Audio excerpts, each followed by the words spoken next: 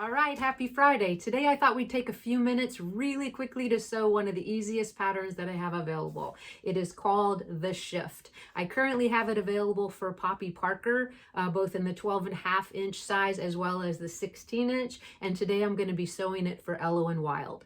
This was a request from one of my online sewing friends, Julie, who asked for me to make this video. And I just wanted to give her a shout out and thank her for the beautiful items that she sent me as a gift, which include a cool pair of go-go boots, a beautiful handbag, and some really funky earrings, which I was able to use part of those items in the final pictures with Elowen. So come on along with me, and in just a few steps, you can have a groovy shift dress for your favorite fashion doll. So today we're going to be sewing the dress from the Shift pattern. I currently have this pattern available for the 12.5-inch Poppy Parker doll and also Integrity's 16-inch Poppy. But today we're going to make the pattern available for Tonner's 16-inch Elo and Wild. So I'm hoping to make the directions as simple as possible and to show you how in just a few minutes you can make this super cool and groovy outfit for your favorite fashion doll. So let's get started.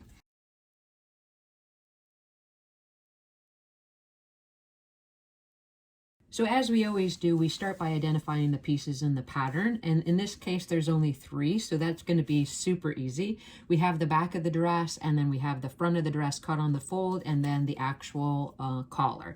So the way that we're going to start the construction is to work with the front pieces and get those darts sewn both in the fabric and also in the lining.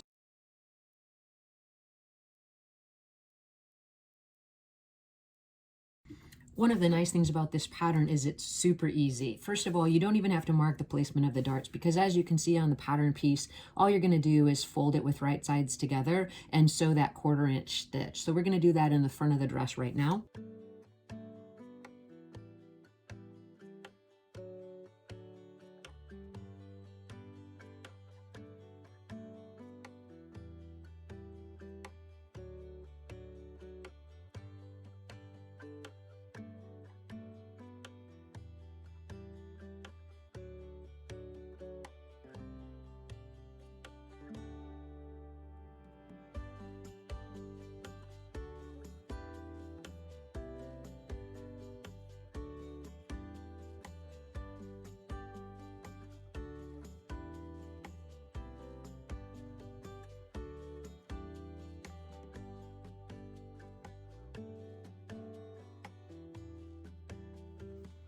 Now that we have the darts sewn in the front section of the dress as well as in the dress lining, we're going to go ahead and sew the back sections of the dress together at the shoulder seam and repeat that with the lining pieces as well.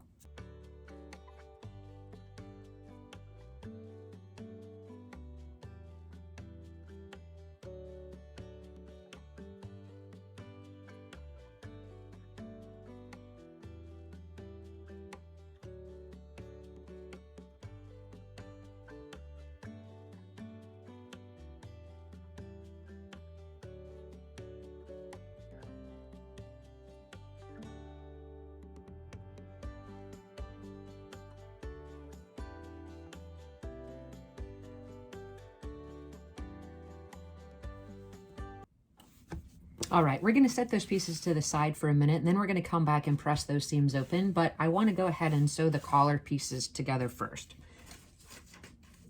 So our collar has just 4 sections, and we're going to just sew it right sides together as indicated on the pattern, which is going to be around the outer edge, leaving the neck edge open.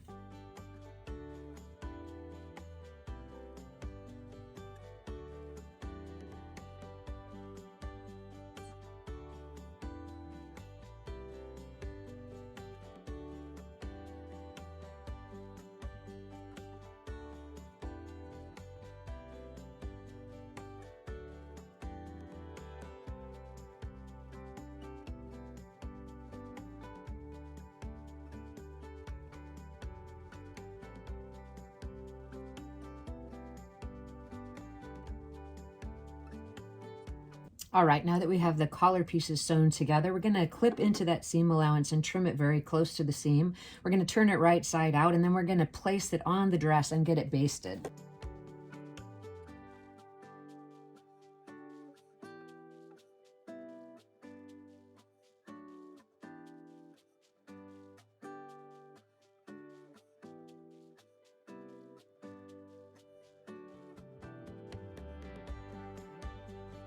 Once you have the shoulder seams pressed open and you have your collar pieces prepared, what you're going to do is you're going to line them up right in the center of the dress. When you do that, you'll notice that at the back of the dress, there's a 1/4 inch past that collar on each side. And you want to make sure that the center of the collar comes together right at the center of the dress. So when you sew that, you don't want to create a gap. So you want to pin those in place and then baste the collar in place. And then we'll actually add the dress lining to the front of the dress.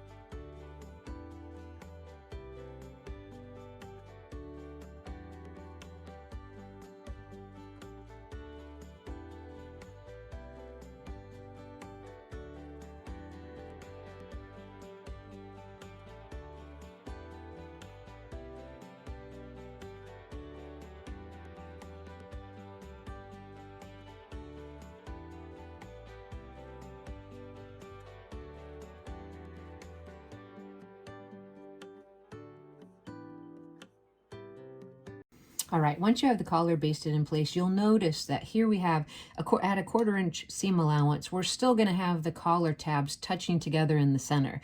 So you wanna make sure when you pin the collar to the dress and baste it in place, that you have that front section pushed very closely together so that it creates the center of the collar at the 1/4 inch seam allowance from the edge. So now that we have that in place, we're moving right along. We're almost finished with the dress. That's how quick it is. So we're gonna take the dress lining and we're going to pin it with right sides together to the dress.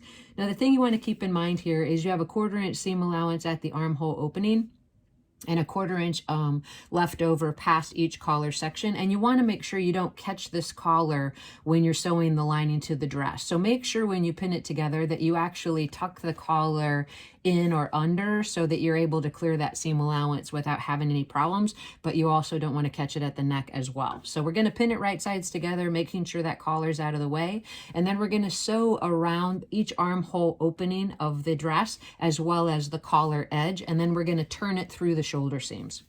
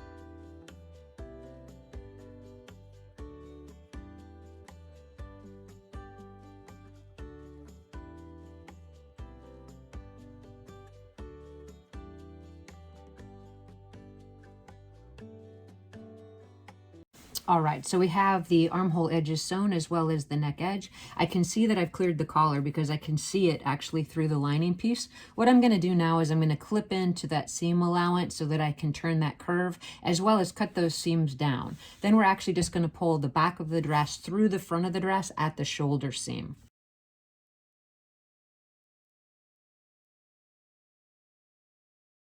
Once you have the seam allowance trimmed in and you've also clipped in towards the curves of the neck and also the armhole opening, you're just going to turn the dress right side out. And the way you're going to do that is just open it up at one of the back sections and just push it through towards the shoulder starting on one side. Now, one of the elements that I like to use to turn stuff is just a simple doll stand. It's not sharp on the edge. It's pretty easy to poke things through. And if you have a narrow space, it's a nice narrow poking implement so you can get that dress turned without too much trouble. So this is to the front of the dress, and there's our back section right there. So if you've done a nice small seam, you should be able to pull it through without pulling any of the seams open. And now I'm just reaching in and grabbing the actual lining piece on this side. So that was pretty easy. Now, granted, when you're using the 12-inch pattern for the Poppy Parker, you're going to really have to be a little bit more careful as you turn through that shoulder opening. So you want to keep that in mind when you're sewing for smaller dolls. You want to make sure you trim that seam allowance nice and close so that you have the least amount of resistance going through the shoulder seam. So let's repeat that on the second side.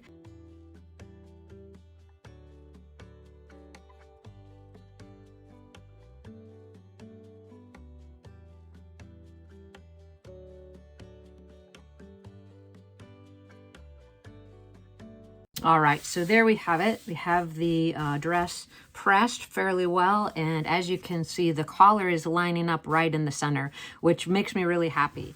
All right, now that we have our dress collar basted in and everything's looking pretty good, we have it turned right side out. All we're gonna do is open the dress up and match the front of the dress to the front of the dress and the lining to the lining, and that's how we're actually gonna get that side seam sewn. So matching the underarm seam, we're going to pin it together and sew the side seams.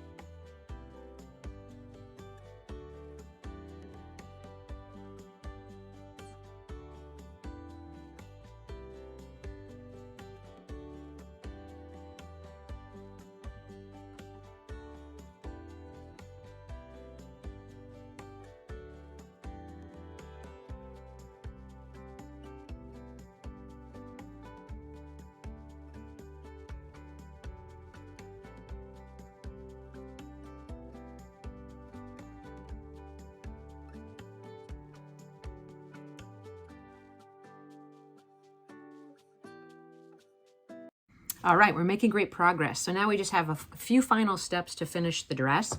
It's at this point that I would make a suggestion that you look at the lining piece. And often what I do is I just trim off a little bit of the lining so that it doesn't show at the front of the dress. And in this case, I might trim off 1/8 of an inch. Then when I actually sew the hemline, I know that there's gonna be a nice clean finish to the front of the dress. So I'm gonna cut off a little bit right here. And this again is an optional step, but I found it to be pretty useful. Once I have the lining trimmed up a little bit, I'm just going to place it right sides together with the dress and sew that hem edge.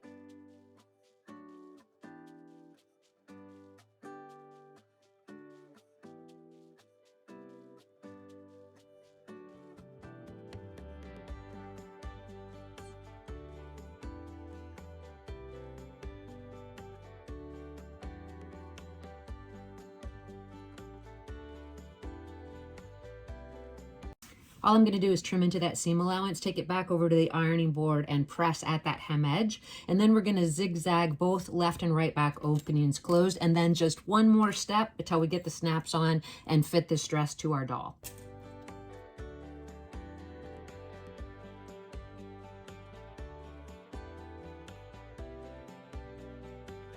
All right, so the hem looks great. The next step is going to be just to zigzag closed the right and left back opening, and then we'll sew the center back seam from the hem to the dot as indicated on the pattern.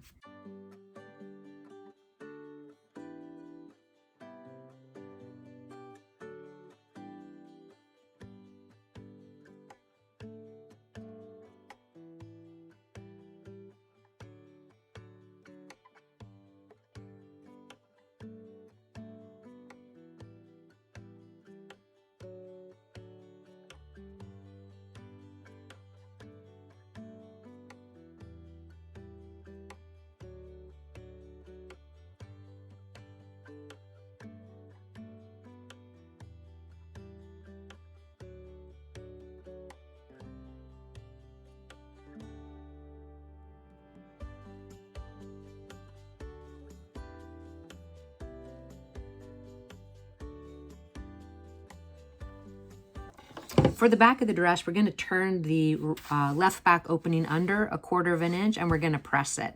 The serged edge of the other side is going to go under, and that's where we're going to place the snaps.